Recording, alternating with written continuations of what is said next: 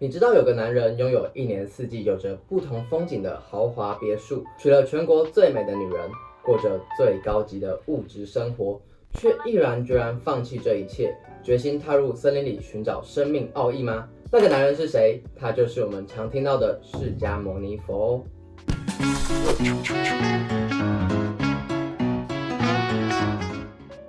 Hello， 大家好，我是小波。那简单跟大家说一下为什么会拍这一集，是因为前几天我问我室友说有没有听过释迦牟尼佛的故事，我以为大家应该都有听过，结果问了才发现他们都没听过，所以我就决定要来介绍一下这个你一定要知道的历史故事啦。是的，你没听错，是历史故事哦。因为释迦牟尼佛在历史上是真有其人，他并不是遥不可及的存在。他出生于大约西元前6世纪，就是大概现在的2000多年前。释迦牟尼佛是他的称号。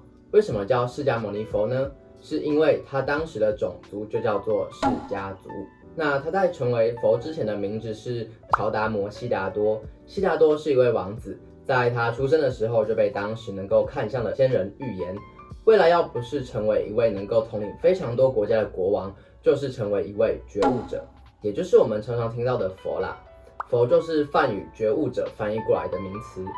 那国王一听就觉得，这北萨里啊，那王位一定要有人来继承嘛，所以他就帮悉达多建造了一个极其奢华的生活环境，就是为了不让悉达多有想要出家的心情。他给了悉达多春宫、夏宫、秋宫、冬宫，让悉达多一年四季都有不同的皇宫能够来享受。然而在一次的出宫游巡中呢，国王就不打百姓，让老人、病人，就是其貌不扬的人都先避开。那当时就有非常多悉达多的粉丝来迎接他们，毕竟是王子。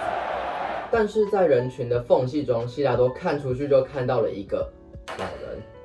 但是他第一次看到这么年老的人，他就问身边的大臣说：“那个人是怎么了？为什么会长成那样子？”那大臣就很自然的就说：“就老了而已啊。”悉达多就说：“那我也会老吗？”大臣就说：“对啊，大家都会老。”悉达多当时就非常的震撼，并为这件事情感到很忧虑。我想这可以说是把悉达多自小以来对生命的种种问题都给牵引了出来哦。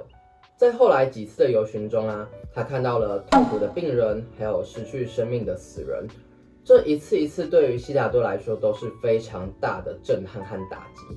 他想，既然有一天我也要老，我也会死去，那现在过得再完美无缺又能怎么样呢？所以他决定要去找寻一个对于所有人来说永恒的幸福，就是说生命的真理啦。于是在一个夜黑风高的夜晚，他骑着马车就偷偷的离开了这个住了29年的皇宫。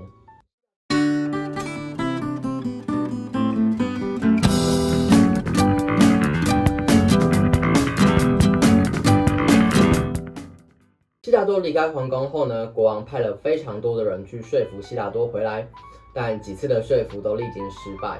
最后国王只好派5位大臣跟随悉达多。后来这几位大臣呢，也就跟着悉达多一起来修行。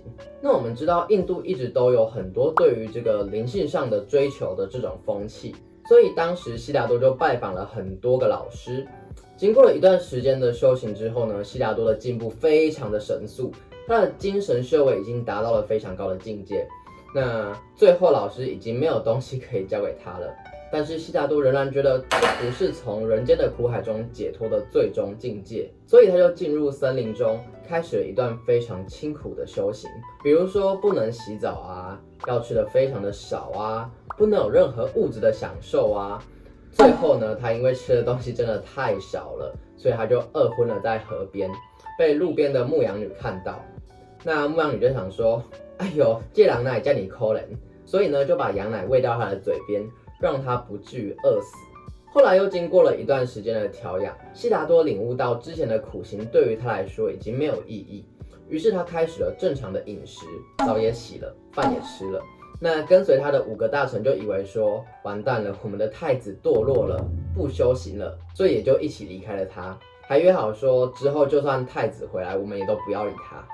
好，故事到这边呢，已经将近尾声了哦。最后，悉达多来到了一棵菩提树下，并说了一段很感人的话。他说：“且让我剩下皮，且让我剩下剑，且让我剩下骨头，且让我的血肉干枯，除非能证悟一切智慧，否则我绝不从此座起身。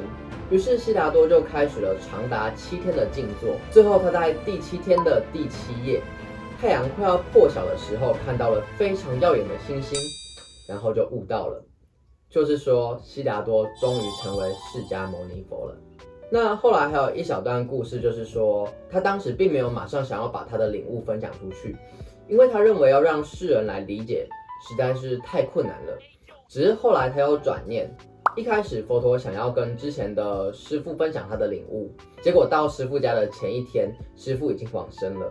于是佛陀又回到了苦行的森林中去找那5个大臣。据说明明约好不理佛陀的大臣，看到佛陀庄严的姿态，马上就被震折，大家都跪拜他，尊佛陀为师。那后来5个大臣在灵性上的追求，经过佛陀的指点之后，也都有所成就。因为佛陀为后人指出了一条可以实践的道路，也就是我们常常听到的84000法门，提供了很多种具体的方法，才渐渐形成后来的佛教。毕竟应该没有一个觉悟的人一开始就以设立宗教为目的，对吧？那以上就是今天的知识分享。